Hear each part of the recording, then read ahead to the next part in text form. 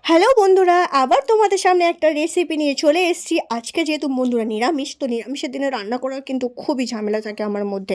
কারণ কী রান্না করবো তো আমি বুঝে উঠতে পারি না। তো ওই জন্যই দেখো বন্ধুরা, এতগুলো সব সবজি একসাথে নিয়ে নিয়েছি। যে এই যে দেখতে পাচ্ছ ফুলুসুরি ডাঁটা, তার সাথে কুমড়ো, আলু, পটল, একটুখানি পেঁপে ছিল, সেটাও আমি দিয়ে দিয়েছি।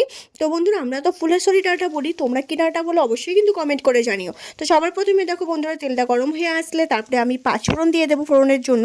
তারপরে সব সবজিগুলো একসাথে দিয়ে ভালো করে নাড়াচাড়া করে একটু ভাজা হয়ে গেলে তারপরে দিয়ে দেবো লবণ, তারপরে দিয়ে দেবো একটু হলুদ, আর ঝালের মধ্যে দিয়ে দেবো বন্ধুরা কিন্তু চেরা কাঁচা লঙ্কা। তো কতগুলো দেখো কাঁচা লঙ্কা দিয়ে দিচ্ছি যাতে একটু ঝাল ঝাল ঝাল করে রান্নাটা করব, ঠিক আছে। তো বন্ধুরা দেখো, কালারের জন্য একটু কাশ্মীরি লঙ্কা গুঁড়ি দিয়ে দিয়েছি। তারপরে দিয়ে দিলাম একটা টমেটো কুচি। এরপর ঢাকা দিয়ে আমরা কিন্তু রান্নাটা করব বন্ধুরা। যেহেতু সবজিগুলো আমি ভেজে রান্না করছি, আমি কিন্তু কোনো সবজি সেদ্ধ করে রান্না করিনি। তো দেখো হালকা হালকা ভাজা ভাজা হয়ে এসছে। এরপরে দিয়ে দেবো বড়ি। বড়িটা বন্ধু আমি আগের থেকে ভেজে তুলে রেখেছিলাম, এটা তোমাদেরকে দেখানো হয়নি বন্ধুরা। তারপরে দিয়ে দেবো অল্প একটু জল। তো জলটা দিয়ে আমি সেদ্ধর জন্য 5 মিনিটের জন্য ঢাকা দিয়ে আবার রেখে দেবো।